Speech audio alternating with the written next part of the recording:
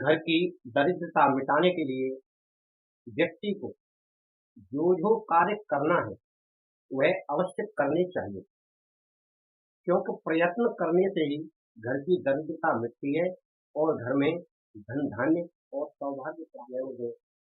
मित्रों, मिशन धर्मा चैनल आपका स्वागत करता है। आप सभी की प्रसन्नता और खुशी रहने के लिए यह वीडियो बनाकर आपको देता रहता है। आप उसे देखें, लाइक शेयर सब्सक्राइब करें और कमेंट भी करें। मित्रों, इस जीवन में बिना धन के कुछ नहीं होता, परंतु जिन पर ज़्यादा है उन्हें भी और चाहिए, जिनके पास बिल्कुल नहीं है उन्हें तो चाहिए ही। परंतु कुछ लोग जिसे कर सकते हैं उसे भी नहीं करते हैं, तो दरिद्रता का नाश कैसे हो? वैसे तो आदमी को प्रयत्न करना चाहिए कि अपनी दरिद्रता मिटे, परंतु फिर भी भूलवश लोग नहीं करते हैं। उन्हें अवश्य ध्यान करना चाहिए और छोटी छोटी गलतियों से ही घर में दरिद्रता का प्रवेश होता है, जिन्हें हम जानते भी हैं, समझते भी हैं, परंतु करने में हम लोग आलस्य कर जाते हैं। यहाँ हम कुछ ऐसी बातें बताएंगे जो आपको नहीं करना चाहिए, उनसे घर में दरिद्रता आती है और धन कमाने का प्रयत्न आपको कहीं ना कहीं किसी न किसी प्रकार से करते रहना चाहिए। यह कोई बात नहीं है कि ज़्यादा मिले तभी करें, ना मिलने से जो मिले वही धन कमाने का प्रयत्न करें। कम मिलता है तो कम मिलने से भी आपके घर में धन की वृद्धि होगी।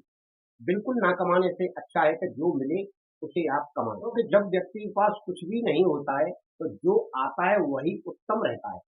इसलिए आप पहले इन बातों को समझ लें और इन बातों को सावधानी पूर्वक अपने घर में ना करें।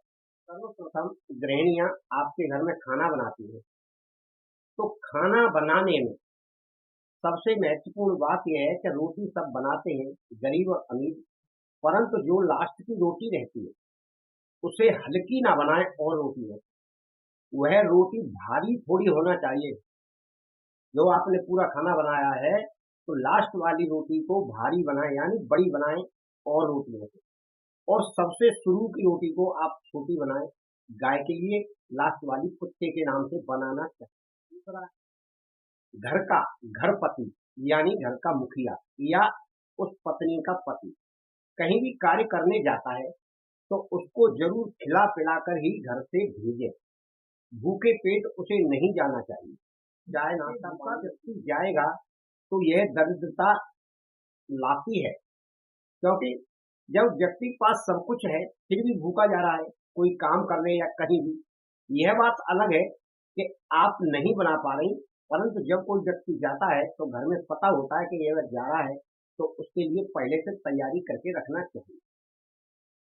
तीसरा, जब हमारे घरों में आटा बच जाता है, यानी आटा हमने मान लिया, गूंथ लिया, तो कुछ ज्यादा बन गया, तो उसे हम किसी फ्रिज वगैरह में रख देते हैं। आटे को रखना नहीं चाहिए, और खास तौर से रात को तो बिल्कुल नहीं रखना चाहिए, क्योंकि आटा रखा हुआ दरिद्रता घर में लाता है। उसकी आप रोटी बना लें, यह उत्तम है, या फिर उतना आटा गूंथें जितने की जरूरत है, जरूरत पड़े तो दोबारा गूंथ लें। इस प्रकार से आप यह बात ध्यान रखें जिससे दरिद्रता आपके घर में ना आए। चौथा, जैसे ही आपका खाना खत्म हो जाता है, बनकर मतलब तैयार हो जाता है और आप किचन से निवृत्त हो जाते हैं, उसके तुरंत बाद आपको गैस चूल्हा साफ सफाई पोछा पोछी नहीं करना, यह अशुभ होता है। उसको आप करने से ये एक नेगेटिव एनर्जी आती है इससे, और घर में दरिद्रता का वास होता है। इसीलिए आप इस बात का विशेष ध्यान रखें।